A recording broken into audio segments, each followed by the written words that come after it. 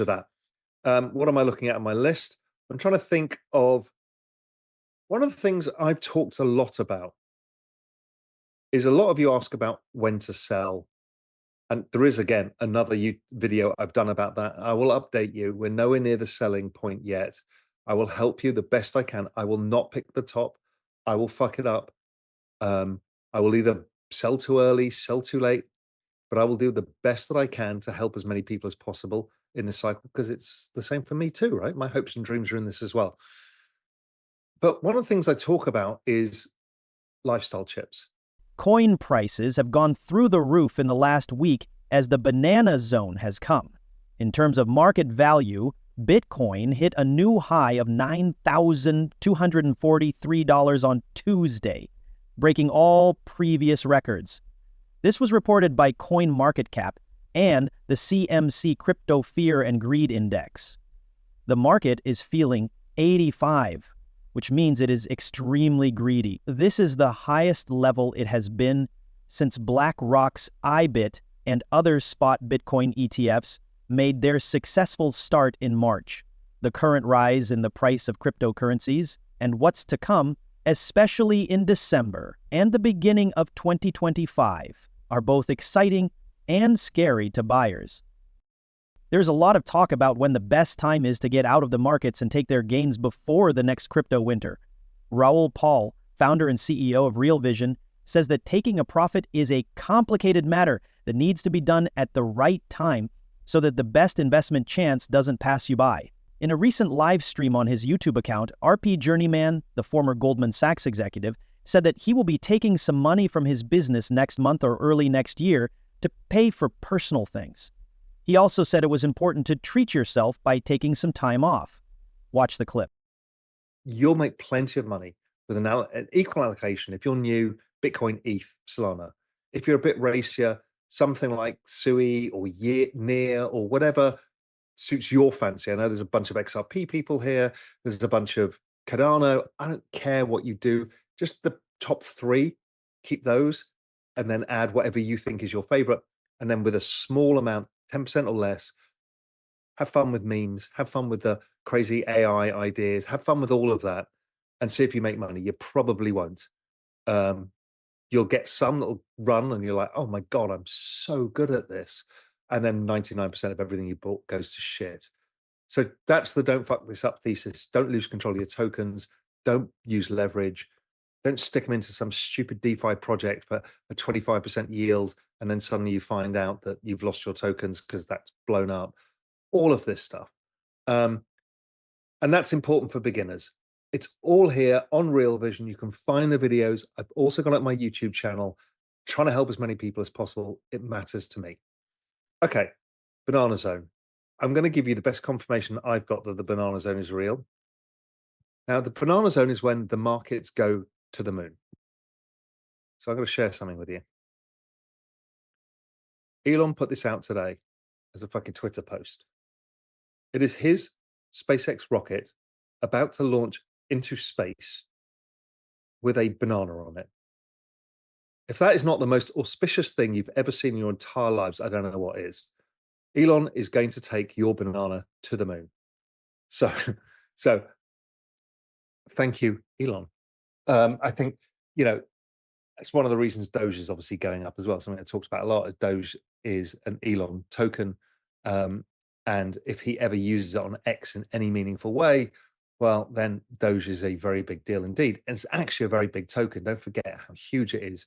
I mean, the price rise alone recently is unbelievable. It's now worth more than Ford. And it's a fucking meme. And if you don't know what memes are all about, again, spend some time on my YouTube channel and or on Real Vision, more importantly. We even interview people like Murad. We've talked about memes at depth. Please learn about it because it's interesting. And it's actually a much bigger thing than just a bunch of degenerate gamblers, although it's mainly degenerate gamblers. What am I looking at on my list? I'm trying to think of one of the things I've talked a lot about is a lot of you ask about when to sell. And there is, again, another video I've done about that. I will update you. We're nowhere near the selling point yet. I will help you the best I can. I will not pick the top. I will fuck it up. I will either sell too early, sell too late, but I will do the best that I can to help as many people as possible in this cycle because it's the same for me too, right? My hopes and dreams are in this as well. But one of the things I talk about is lifestyle chips. And this is different to selling and taking profits. My preference has been actually to ride the down wave and keep adding, but I will take some lifestyle chips off this time. What lifestyle chips mean are securing the quality of life of your dreams, that vision of your future self, whether it's a better house, better car, that amazing holiday. Well, sometime in the crypto bull market, you will have the opportunity to do that. And if you get too greedy, you won't take it. And then you get really greedy at the peak of the bull market and you'll miss it. For Powell, there won't be a slowed down bull run like we saw in 2021. Instead, he sees a true crypto blow-off top cycle like the one that made Bitcoin's price rise in 2016 and 2017. In less than a year, the price went from less than $1,000 to almost $20,000. My friend is ready for the bullish excitement, speculation, and crazy risk-taking that comes with these cycles, especially if central banks like the US Federal Reserve start printing money again in 2025. Pal thinks this is only the beginning of the banana zone and warns that prices will drop sharply in March because of tax season. After that, they will rise again, just like every other crypto bull market. During this time, your friend suggests that you take some lifetime chips off the table. These should be small enough to reward you for sticking with it through the rough times of crypto winter, but not so small that they ruin your chances of enjoying the huge possibilities in this space for many years to come. Here are some more film clips. And then before you know it, all your hopes and dreams have failed. And you're like, fuck, why did I do that? So many people I know still have PTSD from round tripping the cycle. I didn't because I wanted to round trip the cycle because I wanted more weakness to add in because I have a longer term view. But it's really important to take some lifestyle chips off. Take about a third of your portfolio off and buy the things that matter to you. Give yourself a reward for the pain and the hardness of going through the crypto bull market. And we're all psychotic lunatics to go through such a volatile asset class. And when payday comes in bananas, you got to take some money off. So do that. I will do it. I've said probably the end of the year, regardless of price. It may be February, whatever, but it's not about trying to time the top. It's about trying to make me feel good about myself, that I've de-risked, increased my lifestyle. I've taken my lifestyle ratchet up one more because people can't take it away. And that is incredibly valuable because the root of happiness is meeting that vision of your future self. And the more you deviate from that path, the more unhappy you are. Doesn't mean you have to be wildly aspirational. It could be very simple stuff, but just give yourself that chance of saying, I've achieved this. I've done this. It's a marker point in my life and it matters. And I worked for it. And I went through the bullshit and I was on X all day, shit posting and reading conflicting things where we're all going to die. We're all going to be rich. We're all going to die. We're going to make it. We're not going to make it. We're going to make it.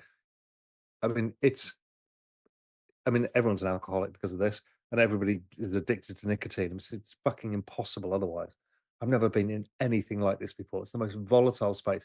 And I've been here since 2013 in crypto, and fuck me, it doesn't get easier.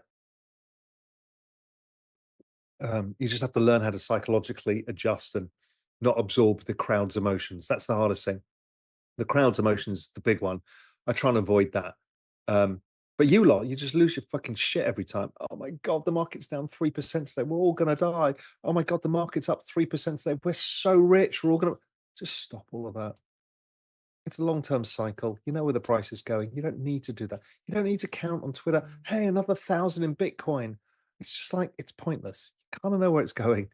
Just hold on. Do your thing. Don't get carried away. Don't get carried away by hubris. You're not a genius.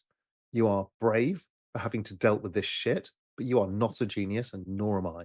We've just been given a gift. It's like this fucking divine thing that happens, this 4-year cycle.